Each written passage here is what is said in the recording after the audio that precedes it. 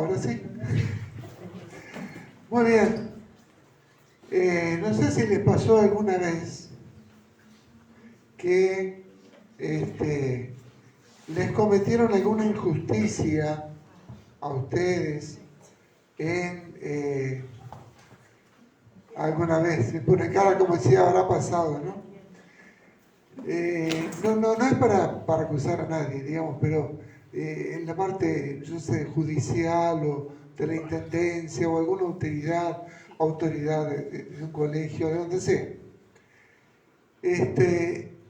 A veces, qué lindo, nos gustaría tener, porque nosotros en esa institución no tenemos uso de la palabra, tener una persona que hable a favor nuestro, que entendemos que es justo que no tengamos ningún problema.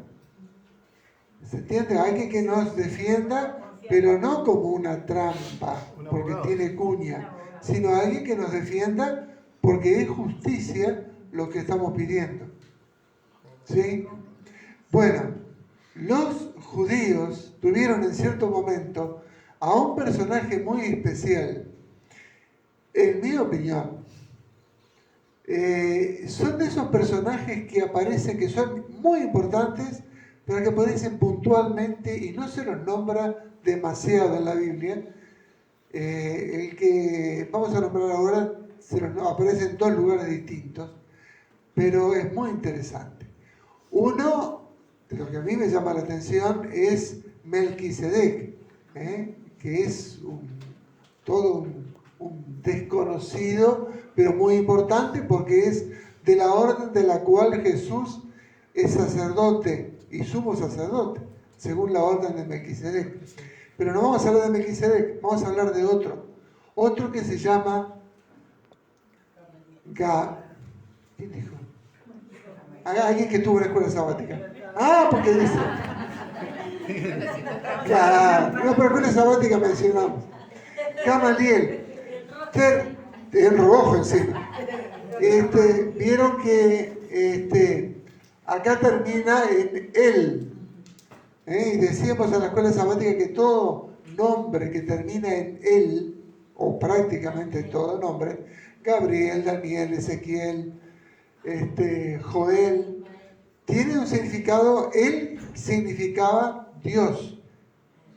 Y lo anterior es algo acerca de Dios. En el caso de Gamaliel, significa la gracia viene de Dios. Mi gracia, mi bendición viene de Dios.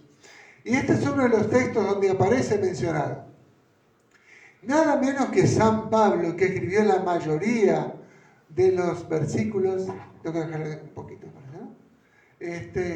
Que escribió la mayoría de los libros del Nuevo Testamento, 13 cartas escribió.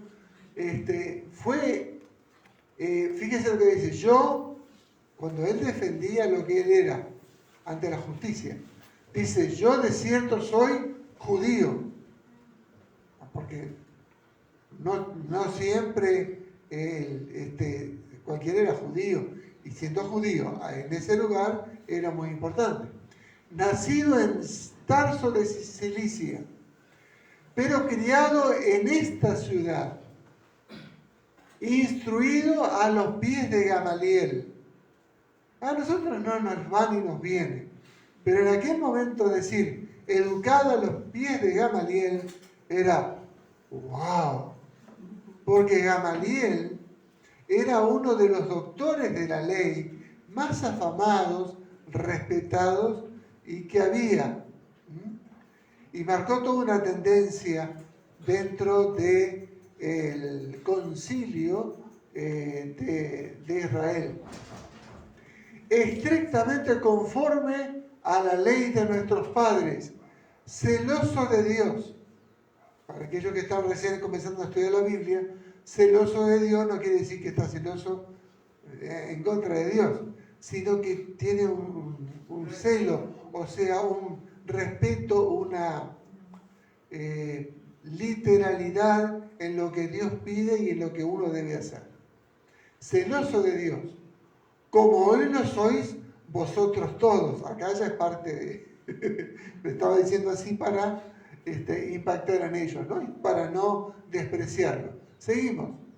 Bueno, acá tenemos una imagen, no sabemos cómo, esto no es una foto, pero es una pintura que se hizo alguien imaginando a Gamaliel, que era muy estudioso y conocedor de las Escrituras. Así que es solo una referencia. Vamos a la otra. En Lucas capítulo 2 versículo 46 dice: aconteció que 3 días después, cuando Jesús se perdió, ¿se acuerdan? Iban caravanas caminando. Era la forma de estar más protegidos, porque al ser muchos, eso ocurre mucho en los animales que atacan y son atacados en la selva o en diferentes lugares. Un animal puede ser derrotado uno a uno. Por ejemplo, un tigre en la mayoría de las veces le ganaría a un león, porque un tigre es más grande, tiene más fuerza y la mordida es más fuerte. Pero el león es llamado el rey de la selva. Lo que pasa es que el tigre suele cazar solo y presas más pequeñas, por supuesto. En cambio, el león caza en grupo, en manada. Y entonces ocurre como ocurre con los perros.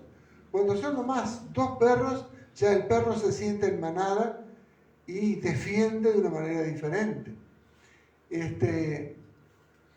Bueno, oyéndoles y preguntándoles, todos los que le oían se maravillaban de su inteligencia y de sus respuestas.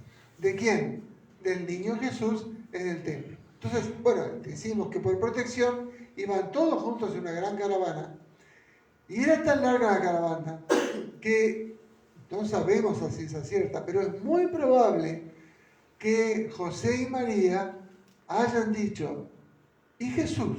Jesucito, ¿dónde está? Tenía 12 años en ese tiempo. ¿Y dónde está? Debe estar con los chicos allá al fondo. Ah, entonces llegaron a su lugar convencidos de que venía la caravana.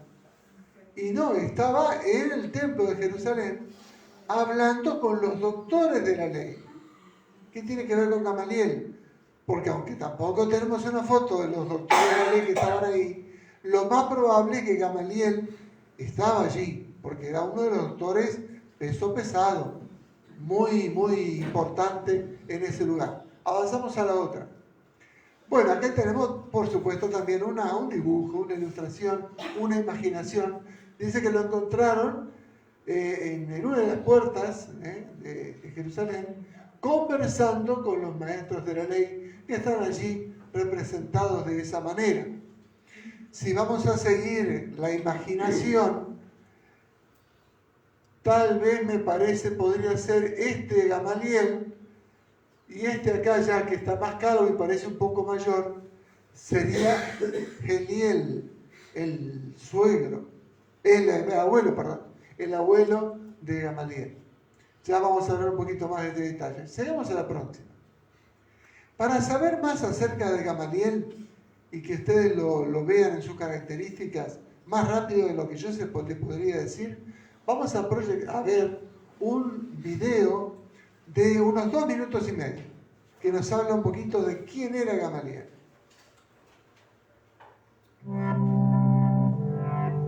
El rabino Gamaliel fue un fariseo reconocido, doctor de la ley y prominente miembro del Sanedrín en la mitad del primer siglo. En Hechos de los Apóstoles, Gamaliel es descrito como fariseo con autoridad entre sus contemporáneos. Se afirma que fue maestro de Pablo de Tarso, hijo de Simón y nieto de Gilel, representante de los liberales en el fariseísmo. La escuela de Gilel era opuesta a la de Shammai. Gamaliel intervino con un razonable consejo en el concilio convocado contra los apóstoles y salvó a estos de la muerte. Hechos 5:33 al 42. Por su sabiduría y tolerancia notables, fue considerado uno de los fariseos más nobles. Fue el primero en llevar el título rabán, que significa nuestro maestro, en vez de rabí, que significa mi maestro. Uno de los rabinos que más ha influido en el judaísmo a partir del siglo I. De él son conocidas sus 7 reglas para el estudio y la interpretación de la Biblia.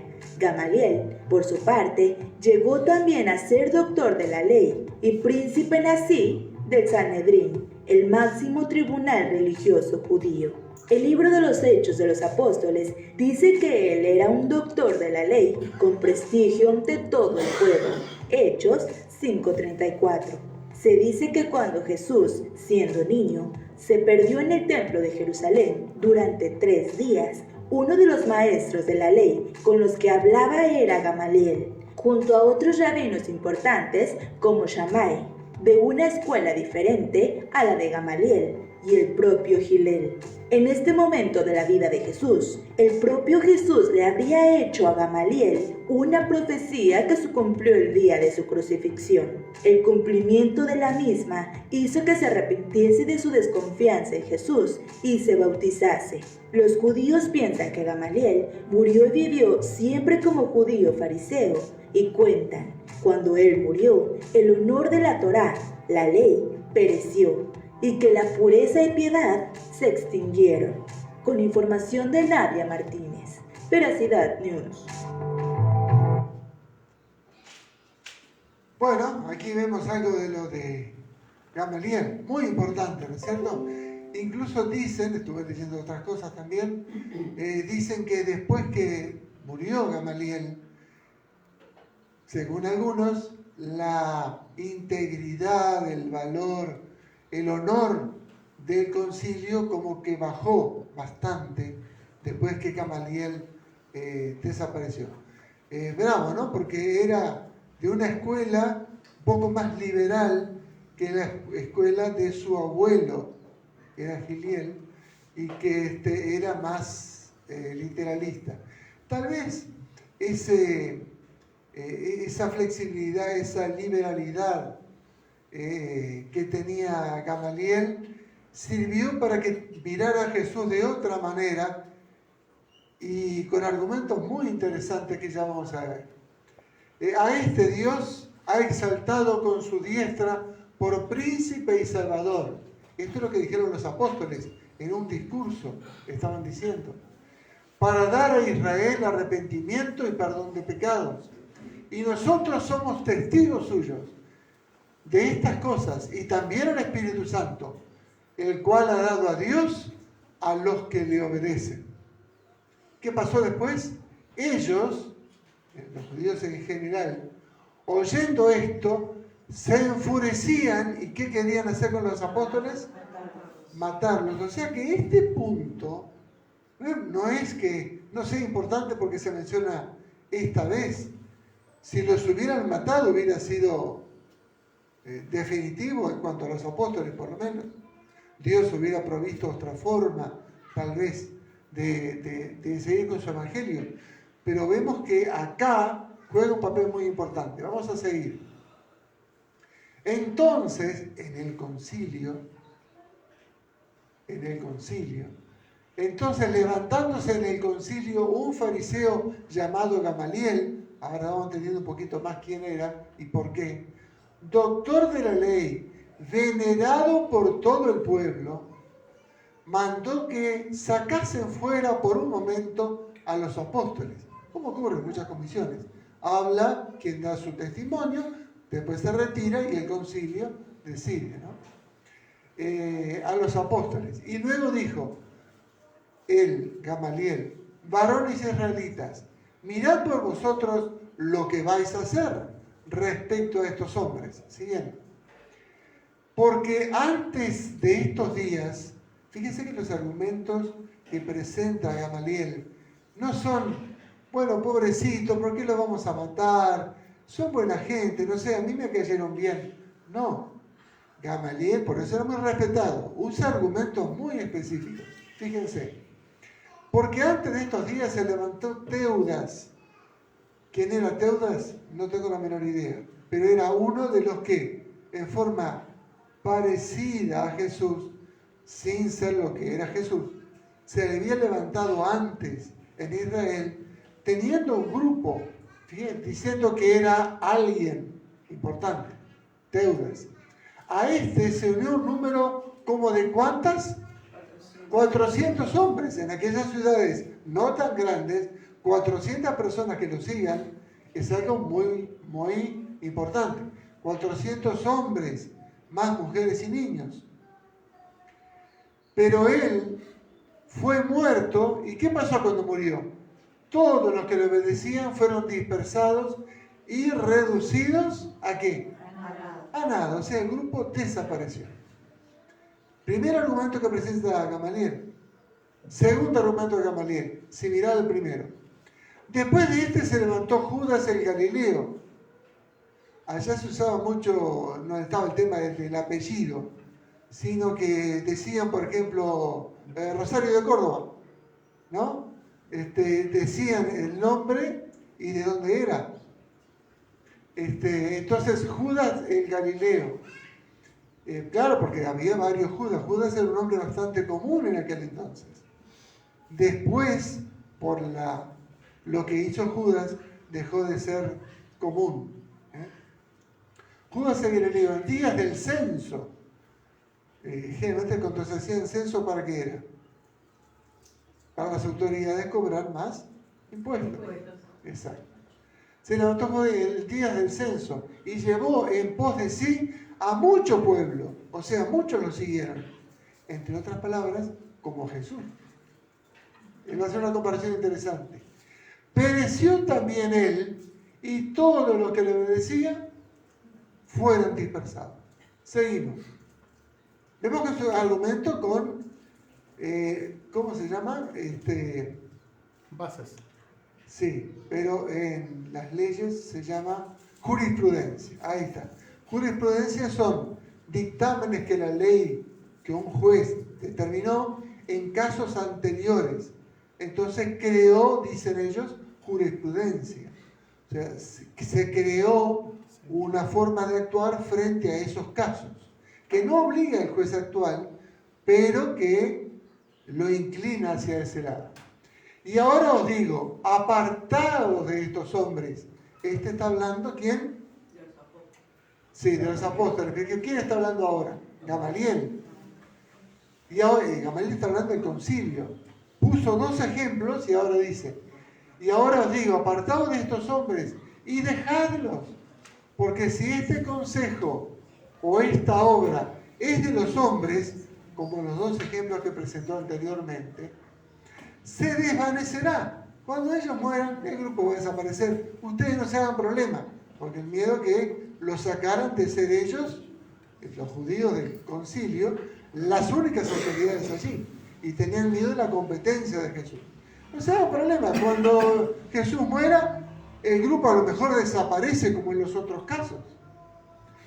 Versículo 39, más si es de Dios, y acá ya les puso el dedo en el ojo, mas si es de Dios, no la podréis destruir.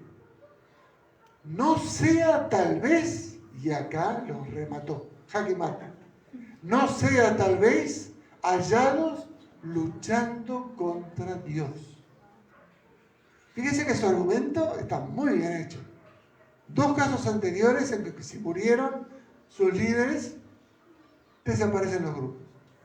Ahora, Jesús había muerto. Si Jesús había muerto, teóricamente, si era como los otros dos grupos así temporarios, ¿qué pasaría con el grupo de los apóstoles? Los cristianos también se desaparecerían, quedarían en la nada. Pero ellos no están desapareciendo. Entonces les dice cuidado, y se lo dice Gamaliel dentro del concilio. No es cualquier cosa. No seáis tal vez hallados luchando contra Dios. Tremendo. Y convinieron con él. Esto es algo tragicómico lo que ahora iba a decir. Y convinieron con él, o sea, se pusieron de acuerdo con Gamaliel por lo que estaba diciendo, y llamando a los apóstoles, Después de azotarlo, pues, gratis no se le iban a llevar. Después de azotarlos, ¿no? Cosa que vean que no estamos con ellos. Después de azotarlos, les intimaron. ¿Qué es una intimación? Una intimación no tiene que ver con la intimidad. Tiene que ver con una carta que obliga a algo. Es un mandato de una autoridad que obliga a alguien a hacer algo. Entonces, sacar el concilio y la autoridad. Y convinieron con él y llamando a los apóstoles después de azotarlos, les intimaron que no hablasen en el nombre de Jesús. Los intimaron, cosa que serían pasibles de sanción por la intimación si no lo cumplían. Y los pusieron en libertad, cediendo a la palabra de Gamaliel y toda su argumentación tan sólida. Seguimos. Y ellos salieron de la presencia gozosos de haber sido tenidos por dignos de participar, de padecer afrenta por causa del nombre. ¿Qué nombre? ¿Gamaliel? No.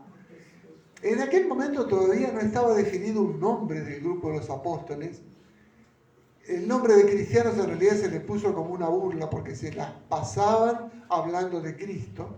Entonces se les llamó cristianos en Alejandría.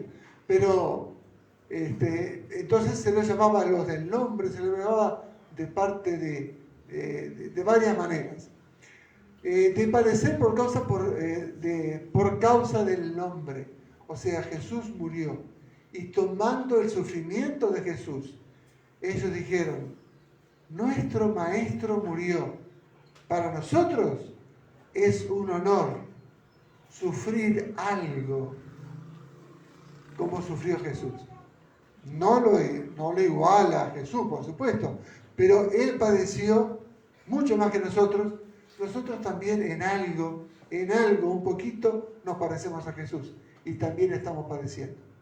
Y todos los días, en el templo y por dónde más, y por las casas, no cesaban de enseñar y predicar a Jesucristo. O sea que esa intimación se cumplió tal vez de otras maneras, con persecuciones, pero ya no los fueron a matar. Porque de paso se cumplió lo que dijo Gamaliel. El grupo, cuando murió su líder, no desapareció. Crecía y crecía. Era como diciéndoles, ojo, no estén luchando contra Dios. Fíjense qué interesante Gamaliel. Y vamos a sacar algunas conclusiones para ir ya cerrando. Bueno, el buen testimonio predica. ¿El buen testimonio de quién? De los apóstoles, de Jesús, pero también el de Gamaliel, que le dio preponderancia, importancia dentro del concilio y dentro de todo el pueblo, ¿no? Ahora, a veces decimos, no hay que hablar, no se precisa hablar con nadie, con el testimonio alcanza. Y yo respeto esa opinión, pero no estoy de acuerdo, porque no es lo que se plantea acá. Gamaliel tenía buen testimonio, pero tuvo que hablar para que tuviera efecto lo que él dijo. Segundo, pero es necesario predicar con palabras cuando sea oportuno. Claro, por supuesto. Las palabras sin un buen testimonio no sirven, no tienen valor. Pero el testimonio solo no necesariamente siempre es que alcanza. Es necesario palabras. Tercero, ese buen testimonio llega al pueblo y llega a las autoridades, porque también llegó a Gamaliel, y Gamaliel influyó sobre el concilio. Cuarto, Gamaliel seguramente estuvo entre los 12, que ya habíamos dicho, ¿no? Entre los doctores que escucharon a Jesús a los 12 años de edad. La Biblia dice 12 años, así que vamos a tomar 12 años. Pero busqué un poco más cuando toman los judíos el Bar Mishpah. Y bueno, ahí buscando he tenido varias versiones. Algunos dicen a los 12 años, otros a los 13, otros decían las niñas a los 12, los varones a los 13, pero también leí que la edad exacta dependía un poco de la costumbre y del lugar. En algunas partes era una edad, en otras partes era otra. De todas maneras, 12 y 13 años no hay mayor diferencia. Quinto, Gamaliel influyó, pero con argumentos. No dijo, pobrecitos, perdónenlos. No, con argumentos sólidos. Y que los hechos de los apóstoles mostraron la importancia y el peso de que el grupo no disminuía, sino crecía. Y todo esto, lógico, la idea es que cuando lo vayamos leyendo, vayamos también aplicándolo a nuestra vida, ¿no? Para parecernos en lo bueno a estos casos. A la otra diapositiva. Hillel, el abuelo, su abuelo, era de la línea Shammai. Era otra línea más estricta, más rígida. Por eso hubiera costado mucho más que Hillel aceptar a Jesús. En cambio, Gamaliel era una línea un poco más abierta, más liberal. Hillel, su abuelo, era de la línea Shammai conservadora. Al ser liberal, debió ser decisivo para tolerar a los cristianos. Y puse tolerar porque, en principio, él estaba viendo, sabiendo y aprendiendo. Y hay dos versiones, como siempre. Los cristianos dicen que Gamaliel se llegó a bautizar, aunque nunca se hizo público ese bautismo para que él no perdiera influencia y fuera condenado de alguna manera por el concilio. Y por eso sirvió para que Gamaliel siguiera con el correr del tiempo siendo una influencia en el concilio positiva acerca de los cristianos.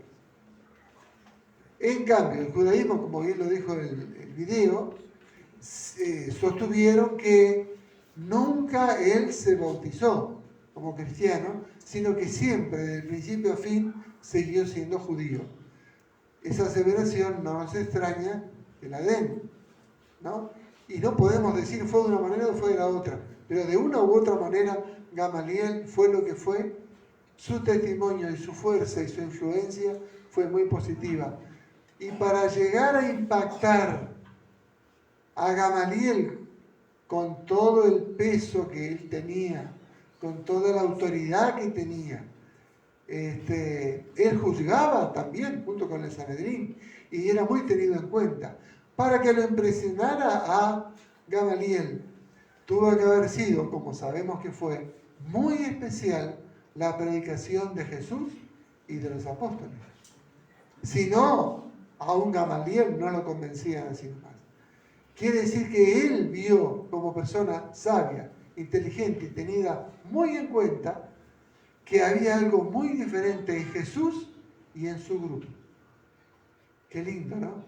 Y que pueda darse eso, que pudiera darse. No sé si que tuviéramos alguien que se hiciera dentista en el gobierno, cosas por el estilo.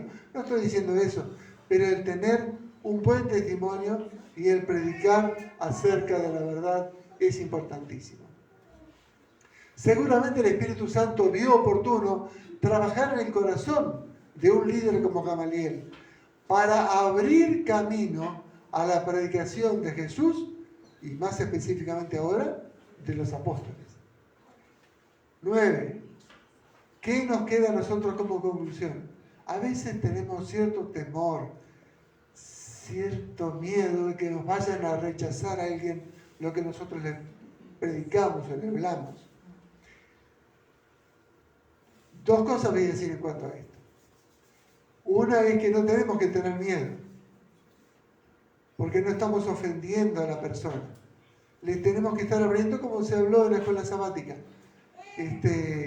libre albedrío, o sea, libertad de elegir. Y aunque la persona a la que le estamos predicando sea una persona amiga, nuestra familiar, nuestra, sea incluso nuestro hijo, nuestro padre, no quiere decir que va a pensar igual que nosotros. ¿Dios nos obliga a pensar igual que Él? No. Él nos da libertad de elegir. Y si Dios no presiona, obliga, ni es pesado para que lo aceptemos, y ahora van a ver por qué Dios no es pesado. ¿Quiénes somos nosotros para ser pesados con una persona y estar siempre? ¿Cierto? Si vamos a una comida donde algunas cosas nosotros no comemos, ni actividades que no, y cosas que no bebemos, y no lo hacemos, tenemos necesidad de decir, no, yo jamás comería eso, porque eso es malo para la salud. Y ustedes lo habrán leído alguna vez, así que ustedes están obrando mal. No, ¿estamos abriendo el camino del Evangelio con esas palabras o cerrándolo? Estamos cerrándolo. Por eso Dios, cuando dice que endureció el corazón de Faraón, y digo, qué raro que Dios tuvo el propósito de, que Dios también, pero quiere decir, Dios en general, endurecer el corazón de Faraón. ¿Cómo se endurece el corazón de una persona? Yo le voy a poner un ejemplo. Una persona, imagine que está acá, sentada. No está, pero imagínenlo. Entonces, yo le digo, ¿usted quisiera pasar por mí a la plataforma? ¿Quiere hacerle unas preguntas? No, gracias. No, pero pase. No quiero pasar. Pase, que no va a tener ningún problema, pase. ¿Cuánto queremos que pase? Y le ponemos la presión de todos, ¿no? ¿Cuánto queremos que pase? Mire todo lo que quieren que pase. Entonces la persona me mira y me dice, no quiero pasar. ¿Sería ilógico? No, es lógico. Pasa que estoy diciendo pesado. Por eso hay ocasiones, hermanos, y no podemos aplicar todos los actos de Dios ni encontrarle su lógica. Pero ustedes saben que el Espíritu Santo se retira de una persona cuando rechaza la verdad. O mejor dicho, lo voy a hacer diferente. La persona, al cerrarle las puertas una y otra vez a Dios y no seguir su camino, a pesar que su conciencia le dice que tendría que actuar de esa manera, Dios, ¿qué hace? Respeta esa posición como respetó a Adán y Eva y a toda la humanidad a lo largo de la historia y no insiste. De vez en cuando puede ser que le invite de vuelta. Entonces tenemos que nosotros copiar el método de Dios. Si tenemos una persona que puede tener algún interés o no en Dios, ¿qué no tenemos que hacer? No tenemos que ser pesados. Rechazó, está bien, y seguir siendo amigo de esa persona.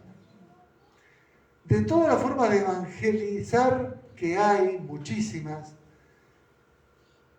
la que yo he visto en mis 32 años de trabajo en la tarea pastoral, todas sirven, todas tienen su punto bueno, pero la que más yo he visto que triunfa es el evangelismo de la amistad.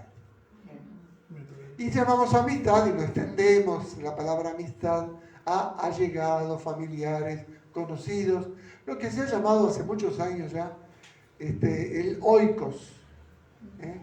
El oikos es casa, pero se aplica, ¿se acuerdan cuando Josué, yo en mi casa serviremos a Jehová?